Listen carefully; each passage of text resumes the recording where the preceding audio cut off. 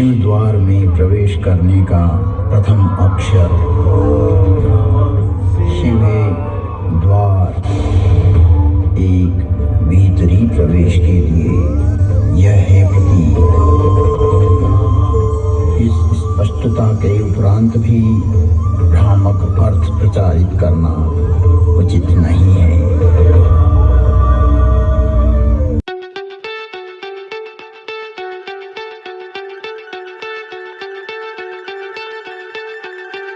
Hello guys, नमस्ते, welcome back to my channel. मैं हाजिर हूँ आपके साथ में एक और नए व्लॉग में, नए वीडियो में। आज का वीडियो है एज़ यूजुअल ट्रैवल जर्नी का। एक दिन की जर्नी है।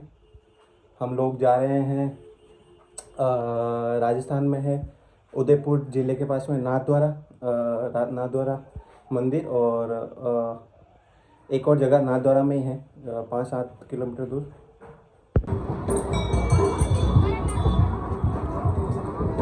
अभी हम पहुँचे हैं ओम बनासा धाम, ओम बनासा चोटीला धाम, पाली से थोड़ा पहले।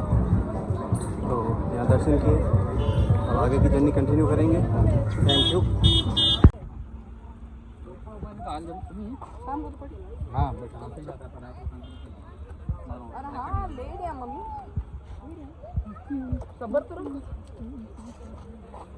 Hello guys, we are at Vishwas Swarupam.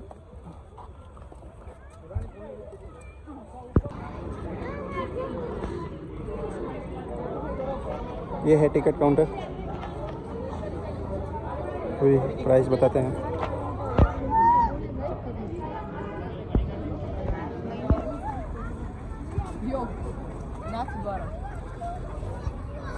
ये एंट्री, इसके बाद मेन एंट्री ये है।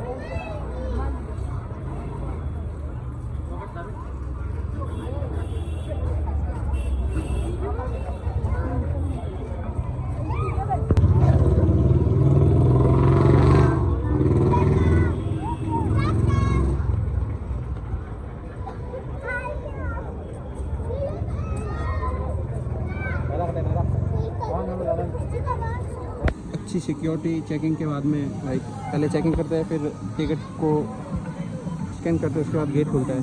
ये एक ट्रेन है, छोटी ट्रेन बच्चों के लिए। और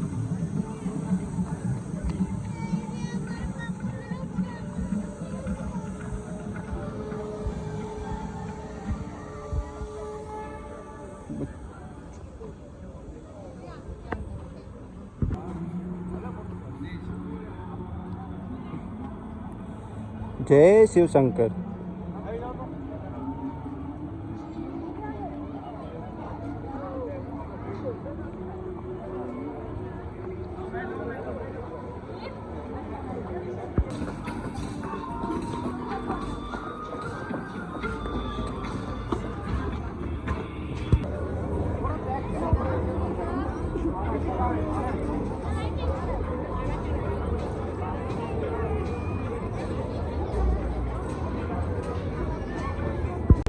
सेल्फी नहीं लेनी।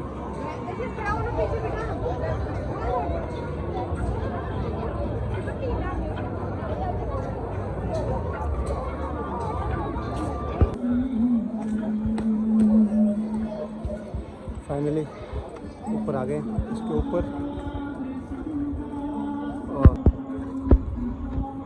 ठेठ ऊपर तक जाने का है, तो टिकट सोल्ड हो गए, तो अब हम लोग नहीं जा पाएंगे। और ठेठ ऊपर जाने के लिए भी है, इसका टिकट चार्ज अलग लगता है। बाकी फाइनली हम आ गए। जय शिव शंकर। कमेंट में एक बार ओम नमः शिवाय।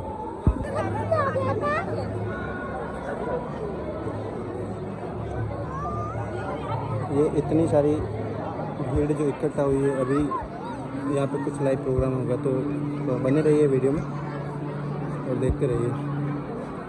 पब्लिक आपका दिन यहाँ मंगलमय रहा है। विश्वास स्वरूप में आपका दिन और भी यादगार बनाने के लिए एक विशेष आकर्षण 3D प्रोजेक्शन मैपिंग का आयोजन कुछ ही समय में किया जा रहा है। अतः आप सभी से अनुरोध है कि संगम स्थल पर एकत्रित होकर अपना स्थान ग्रहण करें। 3D प्रोजेक्शन मैपिंग के दौरान सभी लाइट्स बंद कर दी जाएंगी। आपसे विनती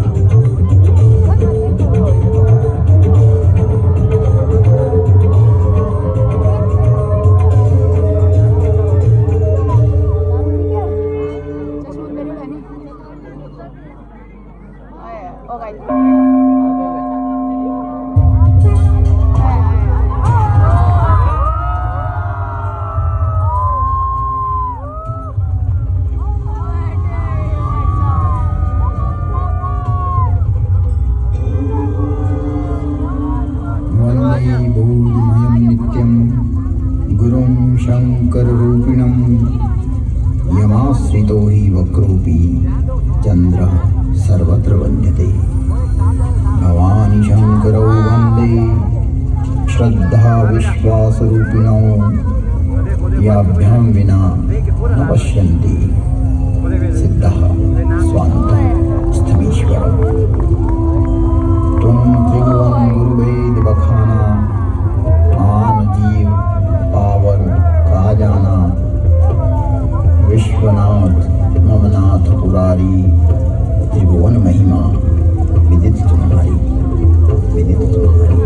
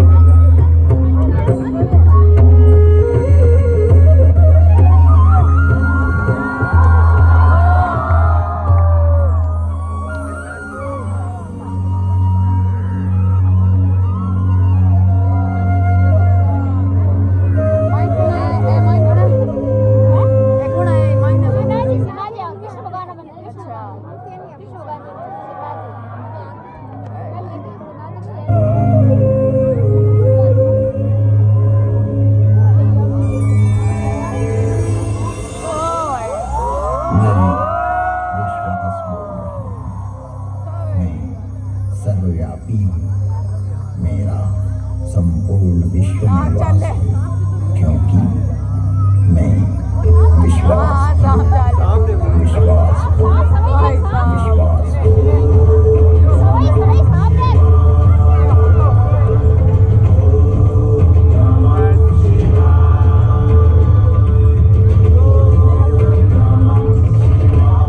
इस अंतहीन ब्रह्मांड में प्रचंड प्रलय करता एवं प्रलय नियंत्रक मैं ही हूँ। मेरा विज्ञान रूपी विधाता एवं विष्णु इतना विकसित, विस्तृत और व्यापक है, जो कि जीव मात्र की क्रिया, प्रतिक्रिया, विचार, सुविचार, कर्म, सुकर्म तथा जन्म जन्मांतरों की सारी चेष्टाएं इस प्रकाश पुंज में संरक्षित रखता है और फल सुफल का प्रतिफल यहीं से प्रादुर्भूत होकर परिणाम में परिवर्तित होता रहता है। मेरी इस संरचना में से किसी का कोई भी किया हुआ कर्म मिटाया नहीं जा सकता। जन्म हेतु सब कह पितु माता, कर्म शुभा शुभ दे विधाता। जन्म का कारण तो माता पिता ही होते हैं, लेकिन शुभ और अशुभ कर्मों का फल तो विधाता रूपी विज्ञान ही देता है। यही है उद्भव, पालन एवं विलय की प्रक्रिया। इस ब्रह्मांड का संचालन मेरा ज्योति स्वरूप लिंग स्वतः ही संचालित करता रहता है। यहाँ एक स्पष्टता आवश्यक है कि पुरुष नपुंसक नारी वा जीव चराचर कोई, सर्वभाव भज कपट तजी मोहि परम प्रिय सोई। इस चराचर जगत में व्याप्त जीव मात्र, चाहे वो पुल्लिंग हो, स्त्रीलिंग हो, नपुंसकलिंग हो या चराचर जगत में किसी का भी प्रतीक हो, अर्थात किसी भी लिंग का जीव हो, कपट छोड़कर जो भी सर्वभाव से मुझे बचता है वही मुझे परम प्रिय है। यहाँ लिंग का अभिप्राय श्रेणी, वर्ग, वर्ण, विभाग से है, किसी के प्रतीक से है, न कि कोई अंग विशेष। जग जोनि पुनि धरहि शरीरा, त्रियर्क योनिया, जलचर, थलचर, नभचर जैसे पशु, पक्षी, कीट, ब्रह्म, मीन आदि आदि योनियों में प्राणी देह धारण करता है। जैसा कि हमारे यहाँ 84 लाख योनियों का वर्णन मिलता है। स्पष्ट है कि योनि अर्थात जीव का एक प्रकार। जगत में शिवलिंग एवं योनि को अंग विशेष के रूप में प्रचारित करना सनातन धर्म को प्रदूषित करने की कुचेष्टा है। शिवलिंग एक ज्योति का स्वरूप है। आज भी शिव के 12 स्थान ऐसे हैं जिन्हें ज्योतिर्लिंग ही कहा जाता है। जो प्रतीक यहाँ प्रदर्शित किया जा रहा है यह है शिवलिंग। और अंतरिक्ष में चारों तरफ घूमती हुई वो सारी योनियां हैं। यह है मूल स्वरूप जो यहाँ उद्घाटित किया गया, ताकि जगत में व्याप्त भ्रांतियां दूर हों। शिव में विश्वास, उनकी व्यापकता एवं विराटता ही शिव के प्रकाश पुंज की संज्ञा है। अर्थात शिवलिंग शिव की पहचान का द्योतक है, एक चिन्ह है। एक ये है शिव द्वार में प्रवेश करने का प्रथम अक्षर। शिवे द्वार, एक भीतरी प्रवेश के लिए यह है प्रतीक। इस स्पष्टता के उपरांत भी भ्रामक अर्थ प्रचारित करना उचित नहीं है।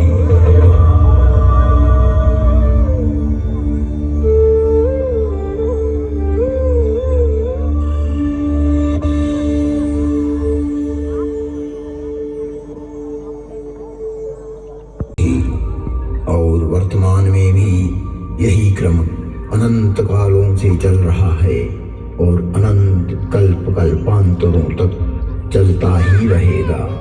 यह अंतहीन क्रम है, परंतु यह घटना इस पृथ्वी नामक ग्रह की है कि जब यहाँ सब कुछ निशब्द था, समस्त पृथ्वी जल आप्लावित थी, तभी भगवान विष्णु ने वराह रूप धारण कर पृथ्वी के कुछ भाग को जल से बाहर निकाला,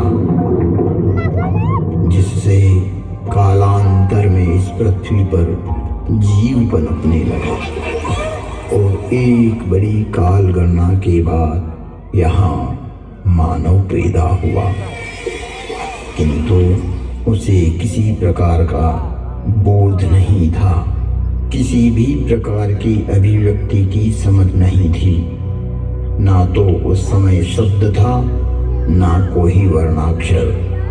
चराचर जीव जगत अपने अपने समूह में एक मूक दृष्टि से एक दूसरे को निहारते थे, लेकिन कुछ भी अभिव्यक्ति नहीं कर सकते थे। चारों तरफ इस पृथ्वी पर सन्नाटा ही सन्नाटा था। प्राकृतिक स्वरों ध्वनियों के अतिरिक्त यह पृथ्वी निशब्द थी।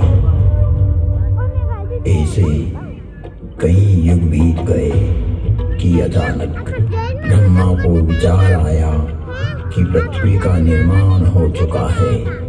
विष्णु ने अपनी व्यवस्था भी व्यापित कर दी है, लेकिन शब्द की उत्पत्ति कौन करेगा?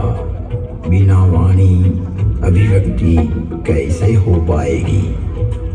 जब ब्रह्मा और विष्णु को प्रेरणा हुई कि देवों के देव महादेव ही इस सृष्टि में शब्द की स्थापना कर सकते हैं, शब्द ब्रह्म का दान दे सकते हैं,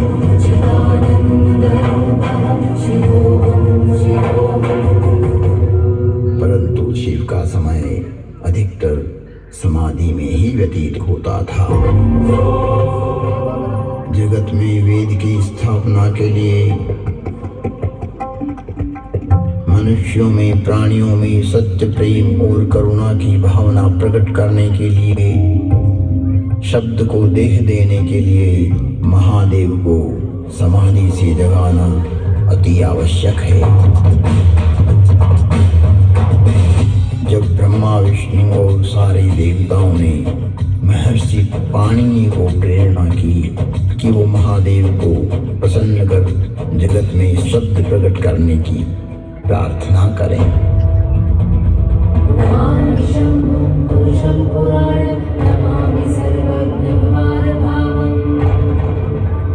महर्षि पाणिनि की निष्प्रिय एवं जगत कल्याण की भावना से की गई तपस्या ने भगवान शिव की समाधि में विघ्न डाला। महादेव की समाधि असमय भंग हो गई। महादेव के जागते ही उनका रौद्र रूप प्रकट हुआ और उन्होंने अपना नाद शस्त्र डमरू उठाया और भयंकर तांडव करने लगे।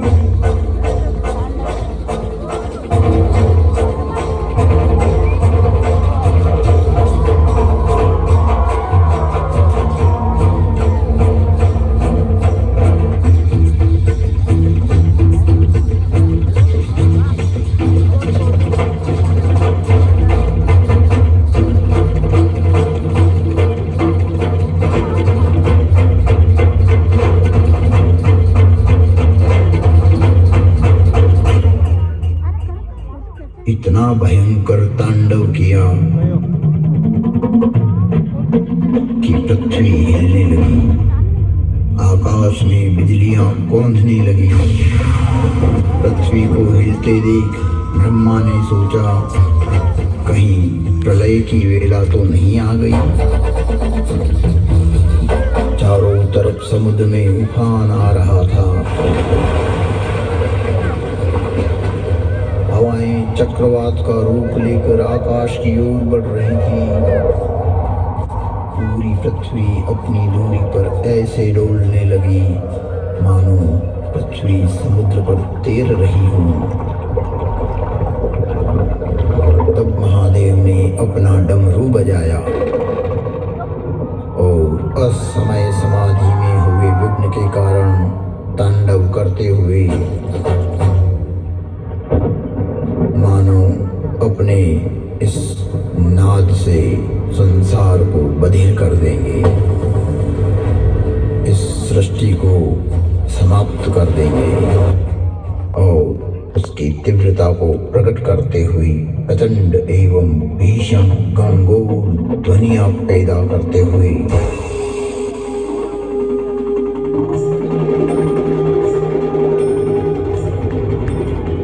उग्र एवं महिमामय भयंकर डमरू नाद किया, जिससे प्राणी मात्र की श्रवण इंद्रियां लुप्त हो गई।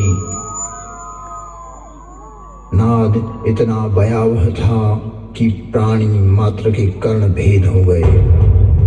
कुछ काल के लिए यह स्थिति बन गई। महादेव तांडव करते हुए अपने उग्र नाद वाद्य से कुछ ऐसी शाब्दिक रचना की जो आज इस भूमंडल पर शब्द और श्रवण का कारण है, जिसे महर्षि पाणिनि ने अवरुद्ध हुई अपनी श्रवण इंद्रियां पुनः जागृत होने पर शब्दों में पिरोया। जगत कल्याण के लिए महादेव की प्रेरणा से नाद वाद्य से निकली हुई ध्वनियां जो आज इस संसार में व्याप्त है। इस भूमंडल पर कोई भी व्यक्ति किसी भी भाषा में अपनी अभिव्यक्ति करता हो, उसका उद्गम स्रोत महादेव का डमरू ही है। और वो डमरू इस प्रकार बोला, ऐं ऋ ऋ ऐं ऐऔ भयवरट लण यमगणनम जभय गणदश जब गणदश खपचटत चटतव कपय शशशर हल।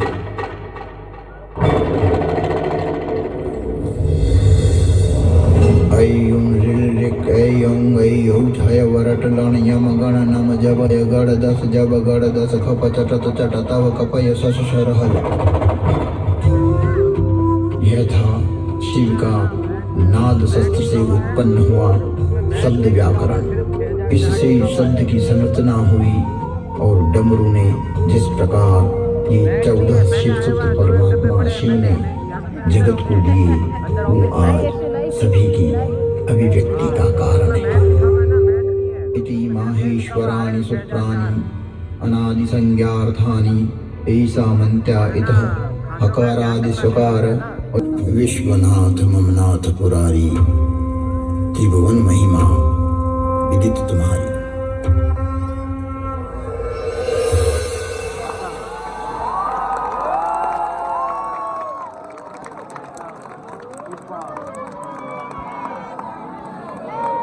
हर हर महादेव।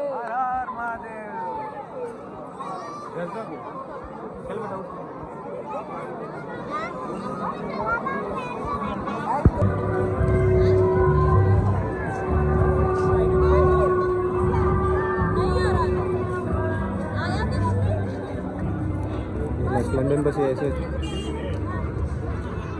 लंदन की क्या ताज़ा होगी। जिसने भी लंदन की सीरीज़ नहीं देखी वो जाके देख सकते हैं। लंदन बस मैंने भी जाता हूँ नौको पर।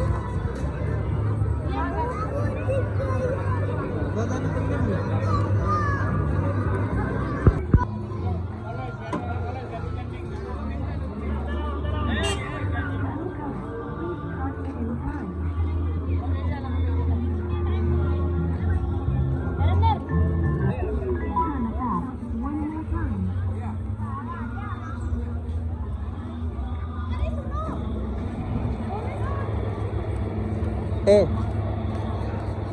क्या खाना है वो खाई लिए थे नीचे और सब थे वो बन लोकन खाना है नहीं ओ वाह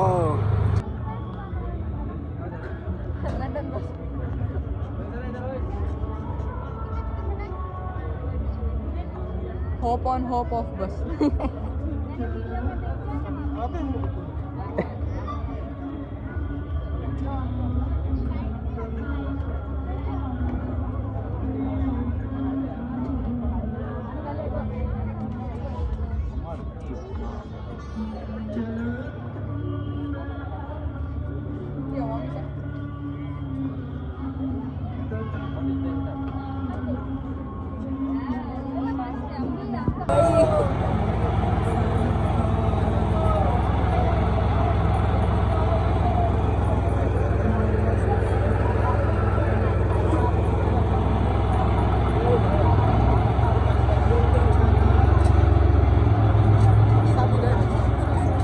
हाँ नहीं नहीं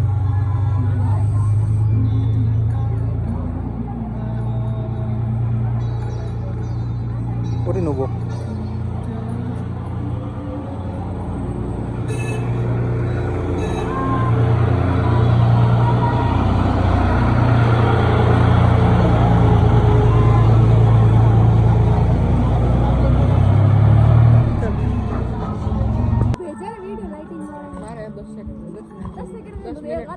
दस मिनट को मार के नहीं मारो जिसको बात नहीं ना गुड इवनिंग गाइस, अभी हम लोग दर्शन करके आ गए हैं शिवनाथ जी के लाइक नाथद्वारा में ही है। सुबह दर्शन करेंगे शिवनाथ जी के, उसके बाद यहाँ से निकलेंगे। तो अभी हम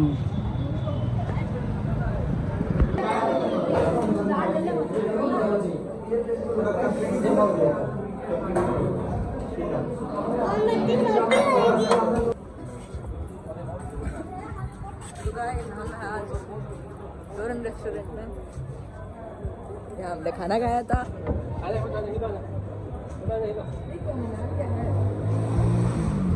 सवाई कटे क्यों रे?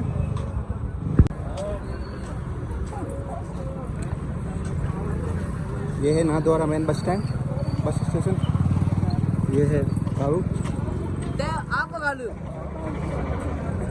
प्यार से हम इसे नहीं, वो दूसरा वाला वो उसको कालू कहते हैं।